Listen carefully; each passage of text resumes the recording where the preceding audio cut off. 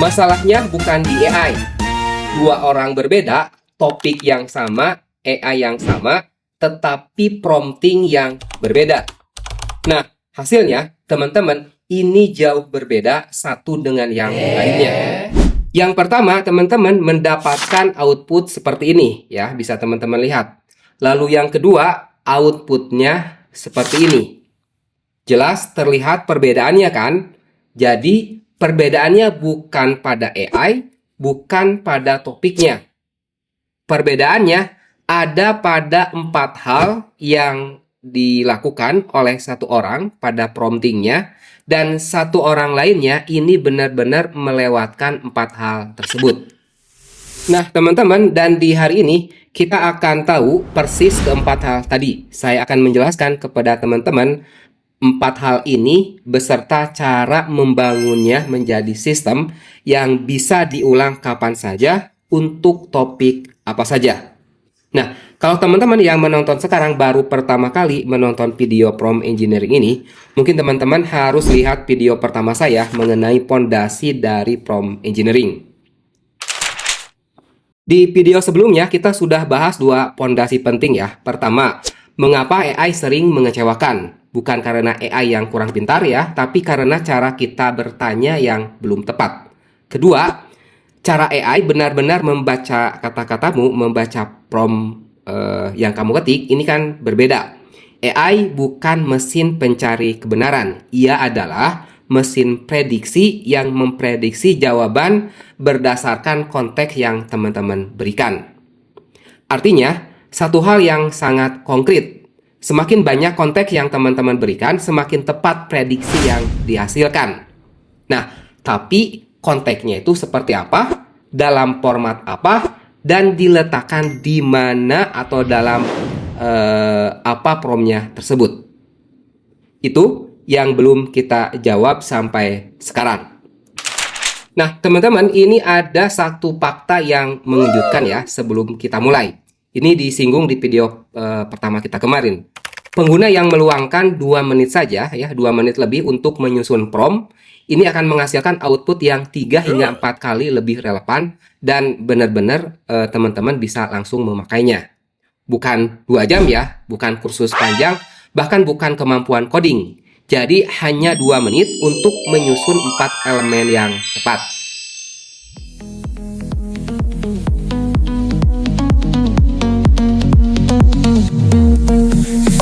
Pounding on the ground, hearts a drumbeat, feel the sound. Setelah saya menganalisis ratusan prompt ya selama 3 tahun lebih ini, saya mendapatkan yang berhasil dan yang gagal. Dan satu pola yang selalu konsisten, teman-teman. Prompt yang menghasilkan output luar biasa ini hampir selalu mengandung 4 elemen yang sama.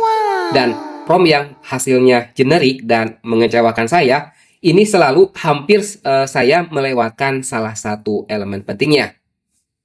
Apalagi ya kalau kita melewatkan 4-4-nya ya, ini satu elemen saja saya lupa, maka hasilnya benar-benar generik. Oke, elemen pertama teman-teman adalah tujuan ya. Teman-teman harus tahu mau buat apa ya, bukan secara umum. Teman-teman harus spesifik. Ini contoh konten yang lemah ya, maaf. Contoh prompt yang lemah. Buatkan konten. Promptnya cuma segitu. Lalu teman-teman ini prompt kedua ya, prompt yang kuat. Misalkan buatkan hook pembuka video 5 detik tentang kebiasaan menunda-nunda pekerjaan atau prokrastinasi. Perbedaannya bukan hanya pada panjang kalimat ya. Perbedaannya adalah AI tahu persis format apa yang dihasilkan, untuk siapa, dan seberapa panjang. Dan ini ada pada prompt yang kedua. Oke teman-teman, kita masuk ke elemen kedua ya, yaitu konteks. Nah, di dalam konteks kita bisa menambahkan hal-hal yang lebih detail. Misalkan ya, untuk siapa konten tersebut. Lalu di platform mana akan teman-teman publish si konten tersebut, dan dalam situasi apa. Nah, ini contoh yang sudah tadi agak detail, tapi tanpa konteks ya. Promptnya seperti yang tadi. Buatkan hook pembuka video 5 detik tentang orang yang sering menunda-nunda pekerjaan. Nah, prompt kedua ini sudah dilengkapi dengan konteks. Isi promptnya seperti ini. Buatkan hook pembuka video 5 detik tentang prokrastinasi untuk audiens 25 sampai 35 tahun yang sudah lelah dengan motivasi klise.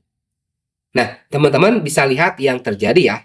Satu kalimat ada konteks tambahan dan AI sekarang menjadi tahu persis lebih detail ya.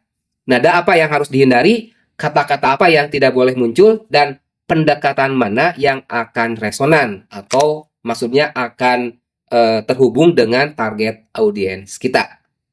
Walaupun hook pertama tadi udah ada tujuan gitu ya, udah ada target audiens, tetapi hook yang ada prompt yang ada konteksnya menjadi lebih tahu si AI ini target audiensnya itu siapa gitu ya, dan umurnya apa, lalu kondisi yang salah satunya penting, motivasi yang klise gitu ya, bagi orang-orang yang sudah lelah dengan motivasi klise. Jadi teman-teman, itu adalah elemen kedua, yaitu konteks. Oke teman-teman, elemen ketiga yaitu gaya bahasa.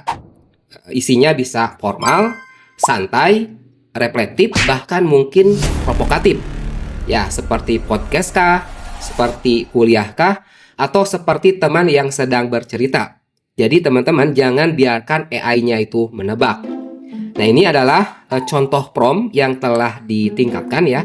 Selain lebih detail, tadi ya ada konteks. Ini prompt yang sudah dimasukkan gaya bahasa. Promptnya jadi seperti ini teman-teman. Buatkan hook pembuka video 5 detik tentang prokrastinasi untuk audiens 25 sampai 35 tahun yang sudah lelah dengan motivasi klise, gaya tenang, reflektif, dan mengguncang asumsi. Perhatikan kata mengguncang asumsi. 3 kata ini saja, ini mengubah output dari nasihat biasa menjadi kalimat yang membuat orang itu akan berhenti scrolling.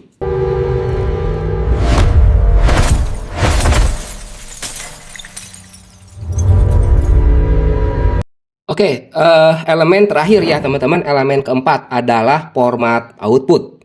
Jadi teman-teman itu harus menentukan apakah outputnya berupa paragraf yang mengalir, ataukah berupa poin-poin saja, atau berupa skrip dengan ada tanda jeda gitu ya, berapa kata dan berapa kalimat. Nah, semakin spesifik format yang teman-teman minta, maka semakin sedikit editing yang perlu nanti teman-teman lakukan setelahnya. Artinya ketika prompt dieksekusi, maka outputnya teman-teman bisa langsung gunakan copy paste dan ya misalkan lempar ke LinkedIn, ke Facebook, ataupun media sosial lainnya ya. Dan ini hasilnya teman-teman dengan prompt yang sudah lengkap 4 elemen, yaitu promptnya seperti ini. Buatkan hook pembuka video 5 detik tentang prokrastinasi untuk audiens 25 sampai 35 tahun yang sudah lelah dengan motivasi klise, gayanya tenang, reflektif, mengguncang asumsi ya.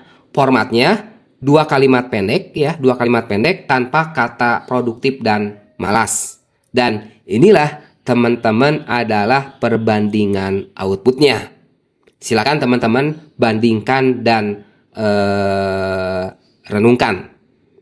Prompt yang sama ya, tadi hanya mungkin 3 kata gitu ya. Nah, sekarang yang promptnya lebih detail gitu ya, menghasilkan kalimat yang saya benar-benar yakin teman-teman itu bisa langsung gunakan ya, langsung posting kalau berupa caption, ataupun bisa teman-teman langsung rekam kalau memang misalkan ini adalah prompt untuk video ya. Nah teman-teman, tapi saya yakin ada pertanyaan yang muncul di benak teman-teman semua. Apakah prompt yang panjang itu selalu lebih baik ya? Dan jawabannya tentunya tidak ya teman-teman. Ini tuh tentang ketepatan, bukan masalah panjang pendeknya sebuah prompt. prompt 30 kata yang tepat ini akan mengalahkan prompt 300 kata yang bertele-tele. Yang menentukan bukan berapa banyak kata yang kamu tulis, tetapi ini mengenai seberapa jelas keempat elemen tadi terwakili pada prompt teman-teman semua. Oke teman-teman semua, kita berhenti di sini dulu ya. Kita baru saja membongkar 4 elemen penting yang selalu ada di setiap prompt yang menghasilkan output yang luar biasa. 1. Tujuan. Mau buat apa? Ya, secara spesifik. 2. Konteks. Untuk siapa? Di platform mana? Gitu ya. 3. Gaya bahasa. Ini berbicara mengenai tone dan karakter yang diinginkan. Serta keempat, terakhir adalah format output. Ini berbicara mengenai struktur panjang dan tentunya adalah batasan. Nah, 4 elemen ini teman-teman bukan tips yang kamu coba sekali lalu lupakan ya. Ini adalah fondasi dari setiap prompt yang akan kamu tulis terus-menerus untuk setiap topik yang kamu cari gitu ya. Untuk setiap topik yang lagi kamu kerjakan, untuk setiap platform apapun, dan untuk setiap audiens yang teman-teman targetkan. Tapi teman-teman, ini ada yang belum kita bahas ya, dan menurut saya ini bagian yang paling mengubah cara kerja teman-teman dengan AI secara permanen. Teman-teman sudah tahu 4 elemen tadi, tapi bagaimana kalau output pertama yang kita input itu ternyata masih belum sesuai? Apakah kita harus tulis ulang promptnya dari awal, atau kita kirim lagi prompt tadi ke AI? Dan yang paling penting teman-teman,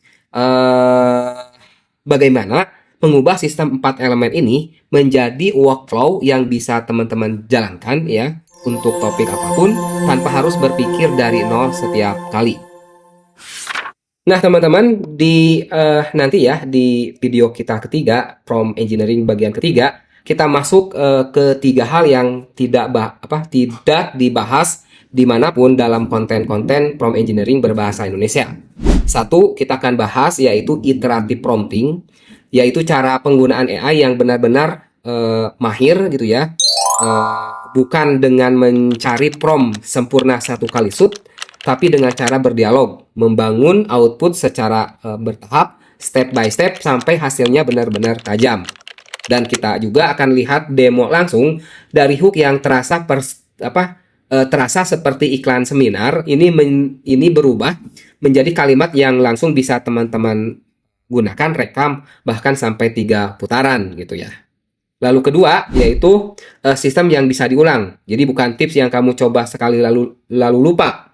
Kita akan bahas workflow 5 langkah yang dapat teman-teman jalankan untuk topik apapun ya, hari ini, besok, setahun ke depan dari sekarang, tanpa harus ingat-ingat kembali lagi teori.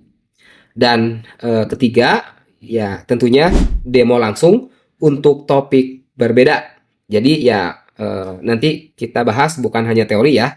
Di part 3 atau mungkin part keempat kita akan ambil topik yang teman-teman request gitu ya. Misalkan teman-teman nih request di komentar, kita jalankan sistemnya yang di request ini dari nol sampai outputnya benar-benar siap di publish live ya, langsung gitu ya. Saya coba tanpa editing lah, tanpa ada persiapan topik sebelumnya.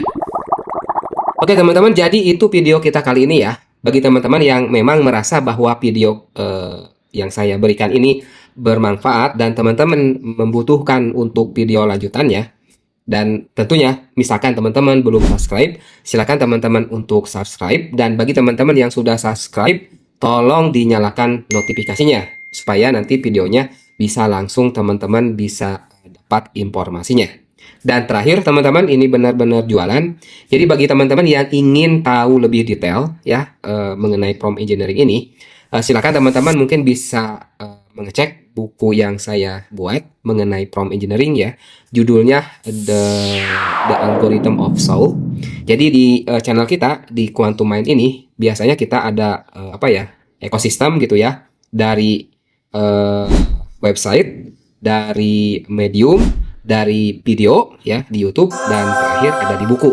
Jadi teman-teman bisa cek di Mediumnya, di website kita, bisa juga ya dilihat videonya. Atau kalau ingin lebih nyantai, lebih dalam, teman-teman bisa juga lihat di bukunya.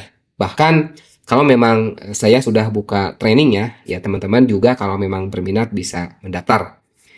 Sekian teman-teman, terima kasih atas waktunya. Semoga video kali ini bermanfaat. Jangan lupa untuk share ke teman-teman semua, subscribe, dan ya kasih like serta berikan komentar terbaik dari teman-teman.